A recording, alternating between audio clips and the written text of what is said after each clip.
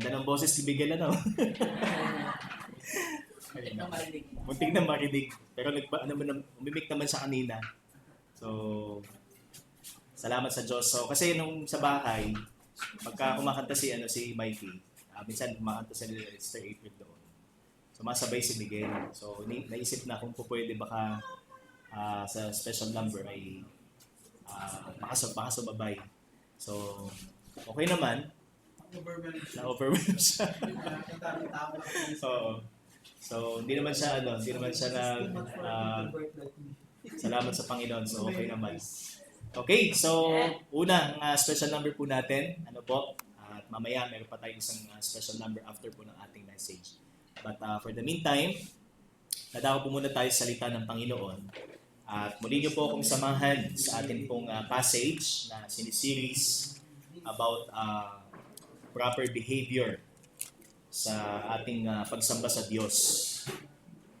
So in 1 Corinthians 14, samahan niyo po ako sa aklat po ng unang Korinto.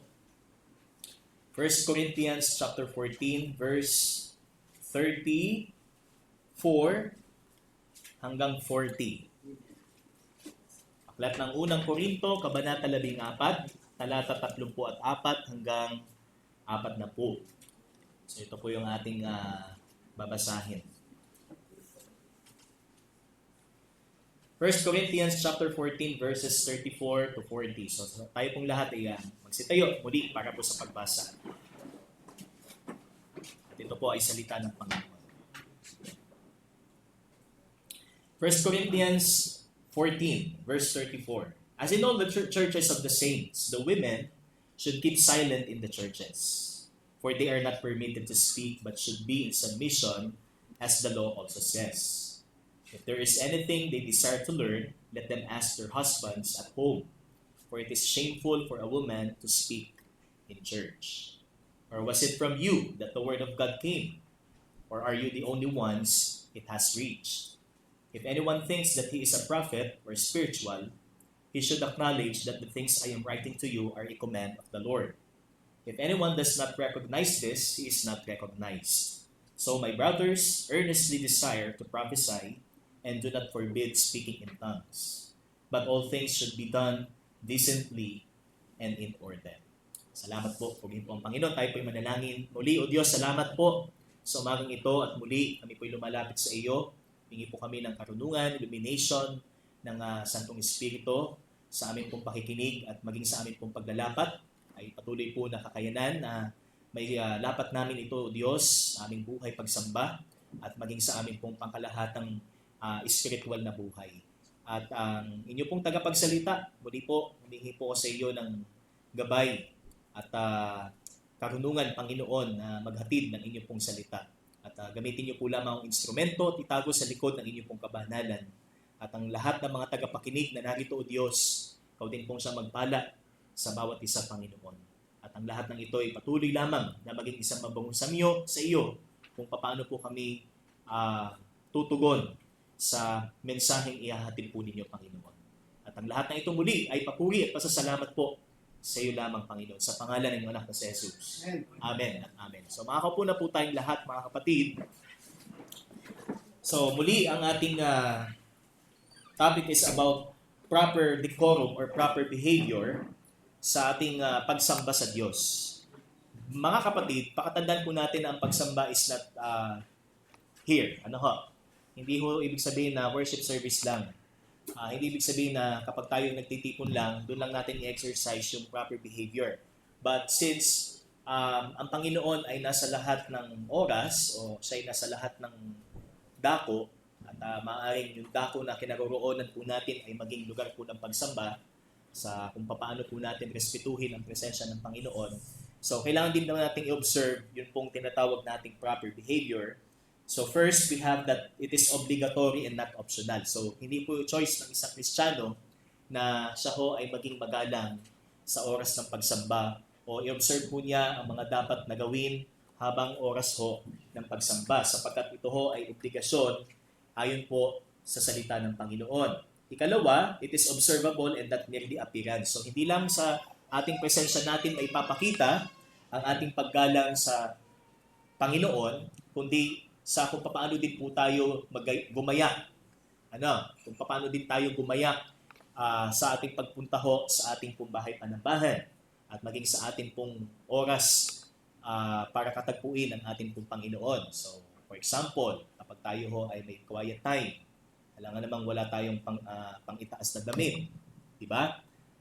Pag tayo ho ay mananalangin sa Panginoon, alangan namang may distraction na kasabay ng ating pananalangin. So, may earphone dito. Nakikinig ka ng mga kung ano-ano, tapos nagbabasa ka ng salita ng Panginoon or Word of God or nananalangin ka. So, hindi siya ideal. Hindi siya tama. So, kailangan kahit sa mga simpleng sitwasyon na ito ay naipapakita po natin ang ating pagrespeto sa Diyos. So, yung ating pananamit, yung ating hairstyle, yung nauusong hairstyle, sana hindi natin nadadala sa church. 'Di ba? Yung pakapal dito tapos manipis dito. 'Di ba? O yung tawag doon, yung mohawk. Yung mga nauso dati yung mohawk, So parang palong ng manok. 'Di ba? Tapos yung ating suot na 'di ba nauso dati years ago yung yung mga masyadong maluluwag. Yung mga masyadong maluluwag na kasuotan. So we have to observe So yan ay sukat or measure ng ating pagrespeto sa Diyos na kung saan ay humaharap po tayo. So that is observable and that merely appearance. Hindi porket present po tayo sa worship ay meron na tayong proper behavior. And it is orderly and not disorderly. So ito po yung ating passage. So first, in spiritual gifts. So kailangan nandun yung ating aspiration sa pagkakaroon po natin ng kaloob na spiritual, and that is for the building up of one another. So tayo ho ay maging malakas or mapatibay natin ang isa't isa sa ating paglilingkod sa Diyos. At hindi ho para magpatagisan sa ating pong mga kaloob. So this is not a competition. This is not a contest. Halimbawa, pagalingan kumanta sa music. So, hindi ito tawag ng tanghalan. Wala ho ditong grand prize na 1,000,000 piso. Okay? Ito ho ay paglilingkod natin sa Diyos. So, we have only one audience. So, we're not singing for the approval or appreciation of ng sino mang na nakakarinig ng ating mga awitin, kundi umaawit tayo sa Diyos. So, binibigyan natin ng glory ang Panginoon. And also the arrangement in using our spiritual gifts. So, hindi ho pwedeng walang harmony sa ating spiritual gift. Hindi naman pwede yung, kumbaga, out of control yung ating pag-exercise ng ating spiritual gift. So, halimbawa, magtuturo ka tatlong oras, na walang tigil. Hindi ba sa school? So, ano yung span of time ng isang subject? 1 hour. So, 1 oras. So, hindi ho pwedeng magtuturo ka na 3 oras na walang tigil. Hindi po ba? Kahit sa mga conferences. So, ang session is only for 1 hour. So, 45 minutes to 1 hour. So, hindi pwede yung halimbawa, magtuturo ka, magle-lecture ka, ay 2 oras, 3. Tapos worship service, 30 minutes lang. O 1 oras lang. So, hindi siya appropriate. And then, awareness in using spiritual gifts. So, ito po ay sa verse 29 na sabi dito, if a revelation is made to another sitting there, let the first be silent, for you can all prophesy one by one, so that all may learn and all be encouraged. So, hindi ho pwedeng sabay-sabay, walang sistema sa pag-exercise po natin ng ating spiritual gift. So, meron pong kaayusan.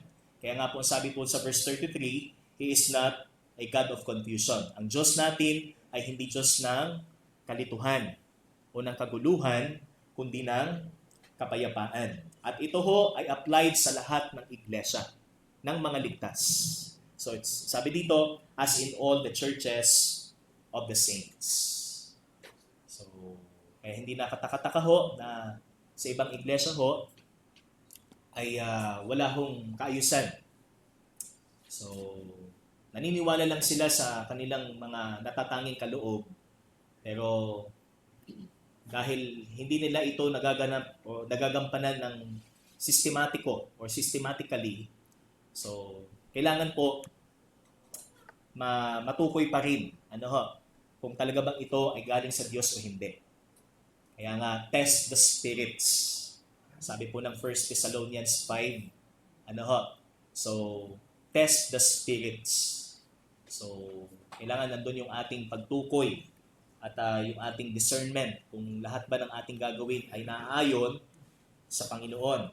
At ngayon po sa verse 34 po mga kapatid, ito naman po ay isang panibagong subject matter na kung saan ay nangyari po sa iglesia ho ng Corinto at hanggang sa ating panahon, sa ating kasalukuyang panahon, ay nangyayari pa rin. So yun pong spiritual gift, pakatandaan po natin is wala po yung, kumbaga, lalaki lang ang meron or babae lang ang meron. So bawat isa, babae o lalaki ay may natatanging kaloob mula po sa ating Diyos. So lahat po tayo mayroong spiritual gift automatically kung tayo ho ay ligtas. At yan ho ay binigay para po sa pagpapatibay natin sa isa't isa sapagkat tayo po ay iglesia.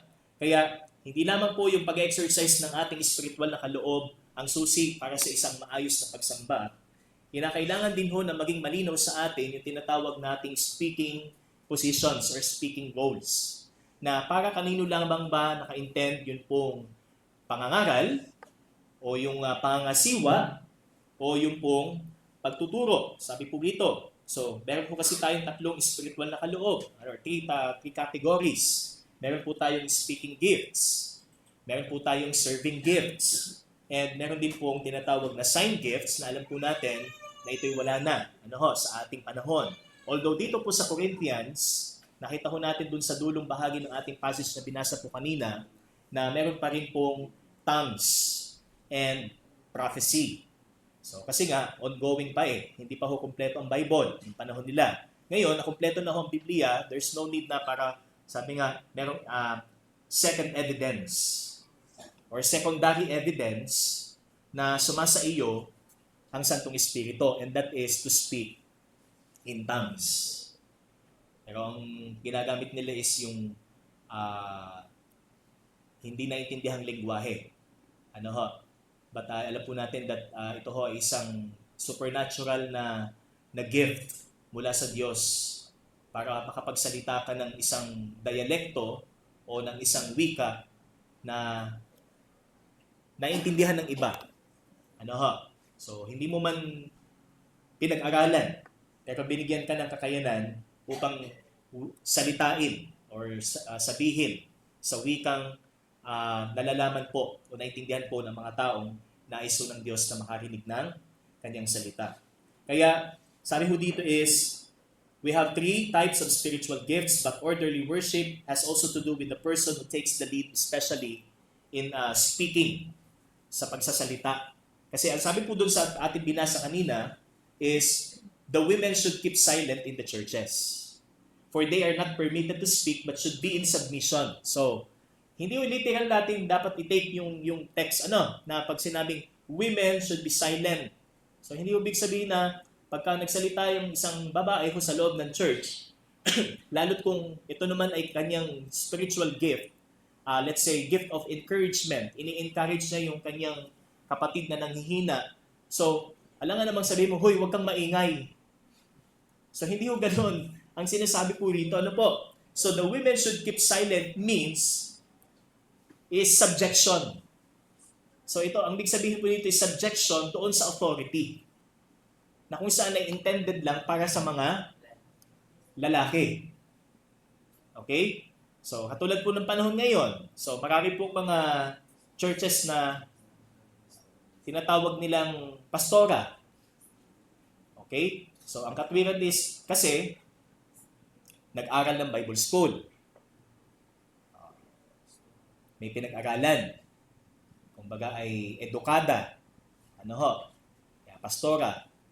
Ang iba naman kaya tinatawag pastora, asawa ng pastor. Kasi kung ang doktor daw ay may doktora, ang mayor daw ay may mayora, so ang pastor daw ay may pastora. Pero nakita ho natin yan in 1 Timothy. So doon po sa office of bishop, yung overseeing. So wala ho doon binanggit na babae. Kundi sabi ho doon is husband of one wife. Asawang lalaki. Hindi ho asawang babae. Or hindi ho wife of one husband. So yun po yung makikita natin na talagang ang leadership ay para lamang sa mga kalalakihan. Kaya sabi po dito, those gifts are not to be exercised. So hindi po ibig sabihin na ang babae sa church ay wala silang natatanging kakayanan when it comes to teaching and speaking. But ang sinasabi ho dito is they are not to be exercised over men. Kasi ito ho ay against sa order ho ng Panginoon. Okay? Ito ho ay salungat doon sa order ng Panginoon from the Old Testament pa. Kasi sino ba ang unang nilikha ng Panginoon? So sabi ng 1 Timothy chapter 2 verse 13. So Adam. 'Di ba? And then Eve. So nauna si Adan bago si Eva. Bago lumabas si Eva, ipinagkatiwala kay Adan ang sangnilikha. So ibinigay ng Panginoon kay Adan ang authority sa lahat ng nilikha niya.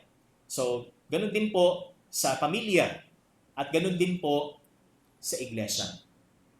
Okay? So kung ano yung design ng Diyos from that, sabi nga, ito yung ating sinusunod.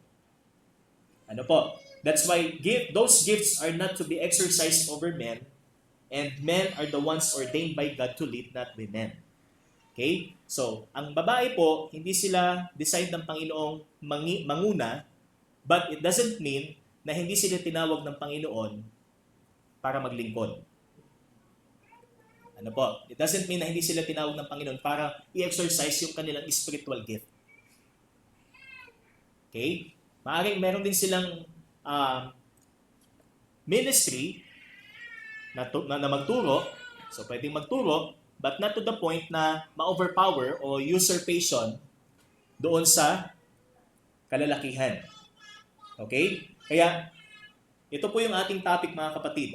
So, it is orderly and not disorderly in speaking positions. First, orderly women are silent. So, silent is not literally.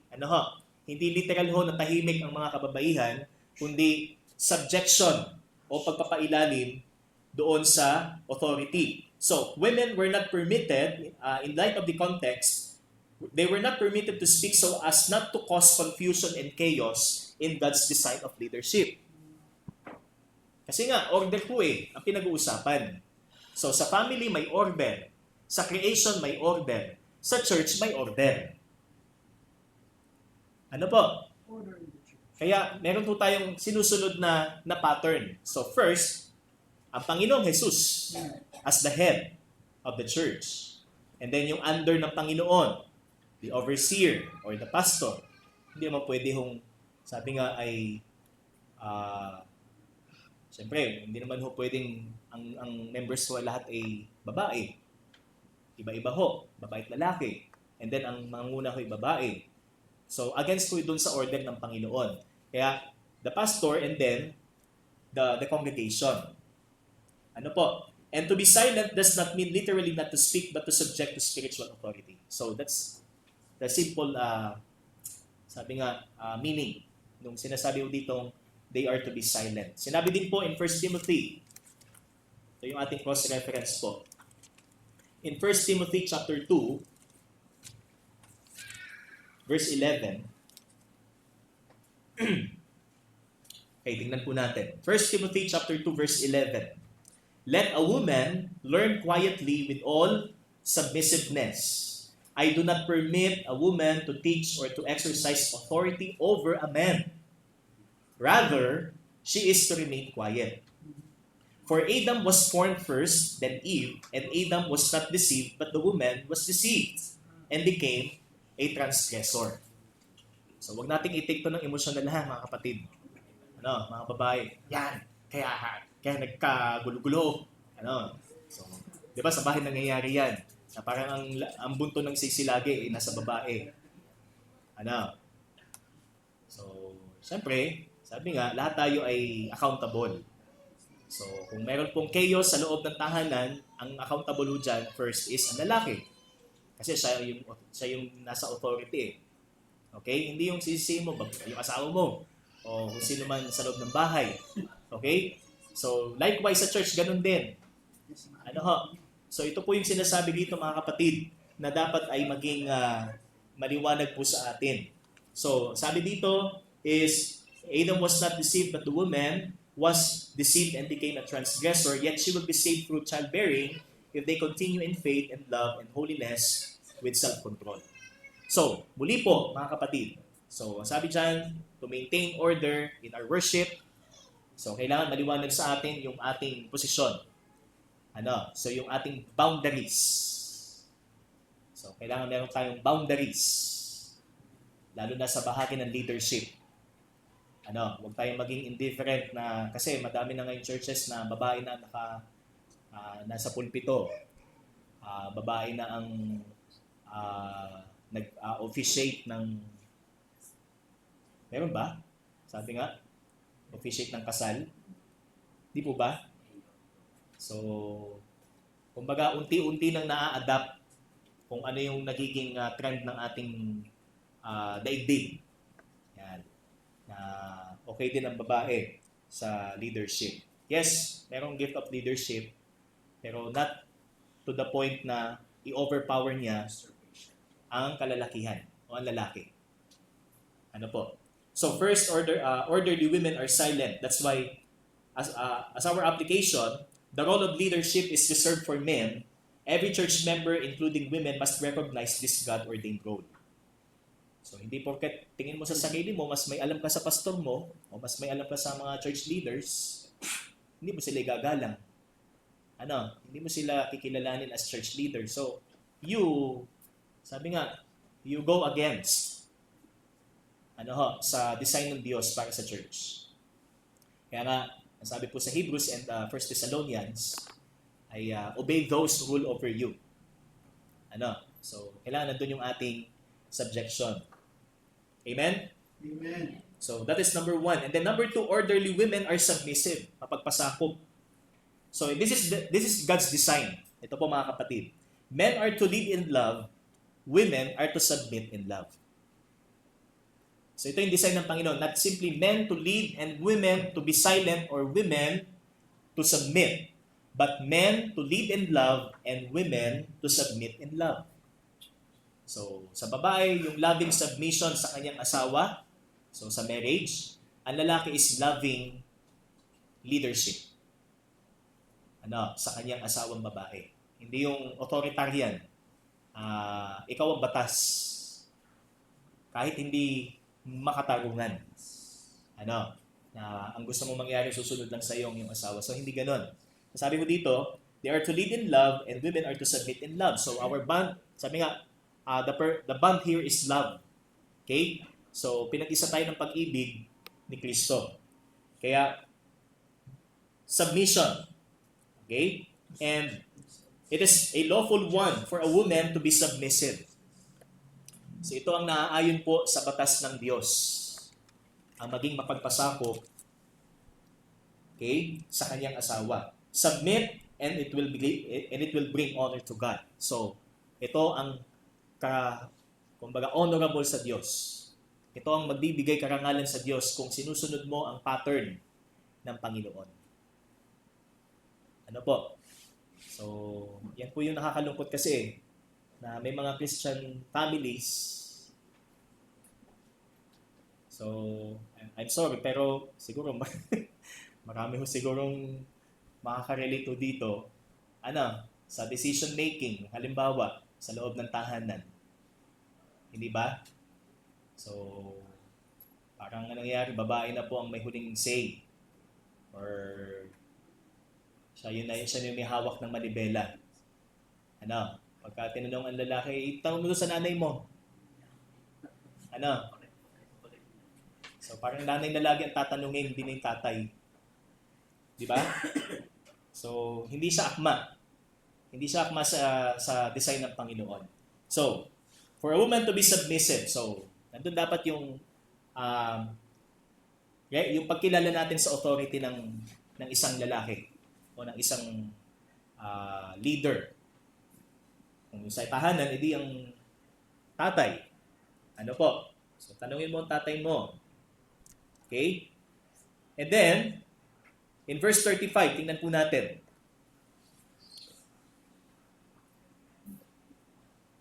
If there is anything they desire to learn, let them ask their husbands at home, for it is shameful for a woman to speak in church. So, ang ikatlaw natin is that orderly women are sheer learners. Sila ay willing magpaturo. Hindi yung sila ang may alam ng lahat. Hindi mo kailangan turuan. Yan. Kasi pinag-aralan ko yan. So, hindi ganon. Ang sabi mo dito, orderly women are sheer learners. Spiritual women did not put their husbands to shame. For example, sa church, ang nangangaral ho, sabi nga, so may nangangaral, nagpipreach. Tapos yung asawa niya, sinasalungat niya yung minimensahe ng kanyang asawa. Ano po? Halimbawa, sinabi ng pastor o sinabi ng preacher, ganito, ganyan, ganyan. Tapos yung asawang nandoon sa dulo, bigla siya mag-react, hindi yan totoo. Iba ang nangyayari sa amin. Yan. Kayo maiwala dyan. Ay di bagay hindi maganda sa paningin at sa pandinig. Ano ho? So, kasiraan po nung nangangaral, kasiraan po nung nagpe-preach. Okay? So, they did not put their husbands to shame, especially if they are church leaders, and they ask questions with the right motive at the right time. Kasi meron din pong halimbawa nangyayari sa church. Q&A. Tapos asawa yung nagtanong. Nagdebate na. Nauwi na sa debate. Mag-asawa, yung asawa ang nagtanong doon sa pastor. Hindi bate, nasa church pa lang. Ano po? So, sabi nga, for edification, not to pin down. Okay?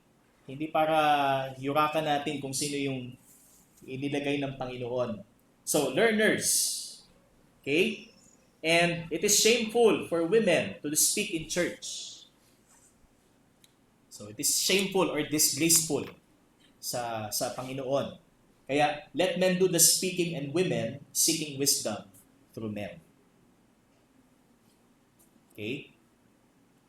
So, yun kasi yung yung danger kapag nakita na natin yung meron naman ako tapos hindi ako pwede. Yan. Kasi nga, ang leadership is para sa lalaki. Pero, patandaan ho natin, ang gift na meron ho tayo ay spiritual. At sino bang pinaggalingan ho niyan? Sino bang nagbigay niyan? Hindi bagay ang Diyos. Para mo na rin sinabing hindi marunong ang Diyos sa kung sinong iniligay niya para pamunuan ang kanyang kawan. Okay? It's for appropriation. Hindi ho comparison. Hindi para ikumpara natin yung spiritual na kaloob natin doon sa spiritual na kaloob na meron yung iba na mas na ginagamit ng Panginoon para pamunuan ng iglesia. Kaya maging tama ang ating kaisipan pagdating ho dyan. Na kung meron ako, i-contribute ko. So as not to, hindi para mahigitan ko yung iba. Kundi para mag-glorify ko ang Panginoon sa aking paglilingkod. Okay? So, number 3, again, they are shared learners. Kaya sabi po sa 35, if there's anything they desire to learn, let them ask their husbands at home. Kailangan nandun yung ating pagsangguni. At yung pagsisikho natin ng payo, and wisdom, idea sa mga lalaki. Sabi dyan, husbands. Kasi nasa kanila pong authority. Okay? And number 4, verse 36, or was it from you that the word of God came, or are you the only ones it has reached? If anyone thinks that he is a prophet or spiritual, he should acknowledge that the things I am writing to you are a command of the Lord. If anyone does not recognize this, he is not recognized. So ang ating pong pang-apat dito is that orderly women are spiritual. So they are not carnal. Okay? Hindi sila namumuhay na laman ang kanilang sinusunod, kundi spiritual. At sa pamamagitan ho, sabi dito, kung paano nila ituring ang salita ng Diyos. Kaya sabi ho dito, or was it from you that the word of God came, or are you the only ones it has reached? Kasi pwedeng katuruan mo lang yan, hindi yan katuruan ng Diyos. Kaya mo sinasabing meron kang right to lead, but you're going against God's design. Ano po? Kaya ang indikasyon na siya spiritual is kung paano niya tingnan ang salita ng Panginoon. Kung paano niya ituring ang salita ng Diyos bilang salita ng Diyos. Hindi lang salita ng tao. Kasi ganito ko si Apostle Paul. Ang aming winiwika sa inyo, ang aming ibinabahagi sa inyo, hindi salita mula sa tao. Ito ay salita ng Diyos. Kaya ganoon na lang ho ang ating kumpiyansa na magturo at ibahagi ang salita ng Diyos. Di ba? Kasi salita ng Diyos ito eh. Hindi mo ito basta lang opinion na kung sinong tao. Hindi mo ito kuro-kuro opinion ng sino mang mga taong nabuhay noong unang panahon. Ito ho ay katotohanan mula sa langit. Okay? The Word of God. Okay? They have also the discernment to say that the preacher's message is from God or not. So, spiritual also is meron siyang discernment na ang kanyang napapakinggan ay ito talaga ay mula sa Panginoon o hindi mula sa Panginoon. Ito'y galing lang doon sa nagmemensahe. So ito po yung sinabi ni Paul. Sila mismo ang magsasabi na ang aking itinuturo sa kanila ay mula talaga sa Panginoon. Okay? Kaya yun po yung sabi dyan. They are spiritual. Kaya be discerning in every teaching that we hear. Maging mapanuri ko tayo sa ating napakikinggan. Hindi lang basta ho tayo tanggap ng tanggap. Ano ho? Hindi natin namamalayan. Hindi na pala wala na pala sa Bible yung tinuturo. Tapos yakap pa rin ho natin. So, bali yung application. Meron na ho tayong chaos. May chaos na ho sa loob ng iglesia. Kaya, be discerning. Okay? In every teaching that we hear and be disciplined in our responses. So, maging disiplinado tayo sa kung paano tayo tutugon sa ating napakikinggan. Hindi yung, halimbawa, sa school, for example, mali yung itinuro ng teacher. Alam mo na mali yung itinuro ng teacher. Dito tumayo ka at sinabi mo harap-harapan, teacher, ako'y tutol sa iyong tinuturo niyan. So, alam mo yung tama, but you missed the point. Ikaw ay estudyante at siya ay teacher. Okay? So, kasi yun yung minsan kumbaga nasa katwiran naman tayo na alam natin ang tama. Pero doon sa sitwasyong yon, may pagkakamali pa rin tayo. Okay? Kasi yung authority ng teacher natin, hindi na natin nakita. Okay? So, kaya hindi natin may iwasan na may teacher na o sige, ikaw na dito. Ikaw na magturo. Ikaw na magturo. Para sa bahay, ganun din. Mas maingay ang anak sa magulang. O sige, ikaw na maging magulang. Amen. Kami nang iyong pakainin. Kami nang iyong pag-aralin.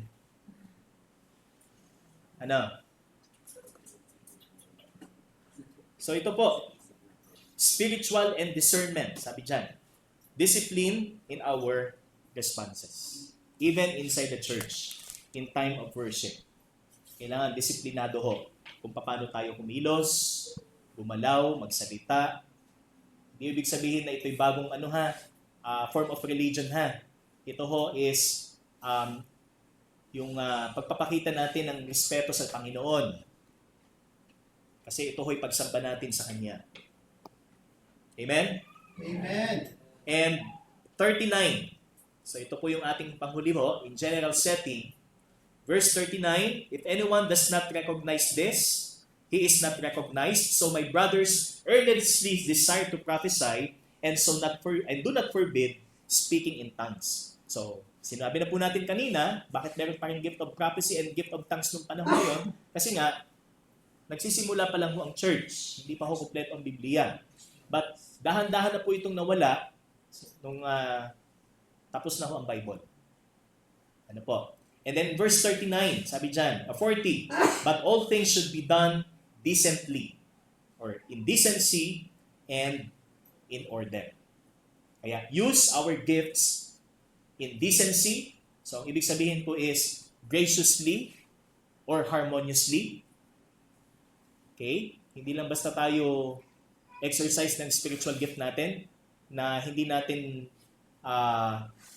kinoconsider ang ating tinuturuan. Hindi natin kinoconsider yung mga tagapakinig natin. So, kailangan merong decency pa rin. With grace, kagaya ng ating text, sa Colossians, seasoned with salt. Sabi nga, kung paano tayo sumagot sa mga tanong ng mga taong hindi pa nakakilala sa Diyos. Hindi ho basta lang tayo magsalita, itong tama, itong ganyan. So, kailangan ganun pa rin, meron tayong decency. And in order, one at a time. So, hindi ho yan sabay-sabay. Halimbawa, sabay ang ating pag-awit. Tapos sabay ho ang mensahe. Mahirap pong makinig ng ganun. Mahirap ang worship na ganun. Tapos yung accompaniment ay nakakapasag ng eardrum. So, dun sa mga part na yon, kailangan sinisik natin yung orderliness. Yung kaayusan at yung sabi nga yung sa ikabubuti ng lahat. So, edification. Okay? Para patibayin natin ang isa't isa sa ating buhay, pananampalataya. Okay? So that is number 3, that church decorum or church etiquette, behavior, is orderly and not disorderly. So sana'y order ho sa loob po ng iglesia. Sa oras ng ating pagsamba, there should be order. Or there must be order. Maayos at hindi magulo. Okay? Sa panghuli po natin, next Sunday na po, sabi dito number 4 is, it is objective and not hypothetical. So, our church behavior or worship behavior is objective. Hindi ho ito kathang isip, theoretical, kundi ito ho ay katotohanan. This is a real thing na dapat nating gawin sa ating mga buhay. So ito po ay sa susunod na linggo, mga kapatid. So muli, again, observe. Sabi nga, proper behavior in our worship with the Lord. Tayo po'y manalangin. Aming Diyos, salamat po sa inyong salita na muli po ninyong pinalalahanan ang bawat isa sa wastong pag-uugali at behavior, Panginoon, sa amin pong pagsamba. At patuloy, O Diyos, Ikaw po mag-lead sa amin sa paglalapat po nito sa amin pong mga buhay. At magbigay daan ito sa amin pong pagpapatibay, edification, or building up ng bawat isa po sa amin. Purihin ka sa pangalan ng iyong anak na si Jesus. Amen. Amen at amen. Purihin po ang ating Panginoon.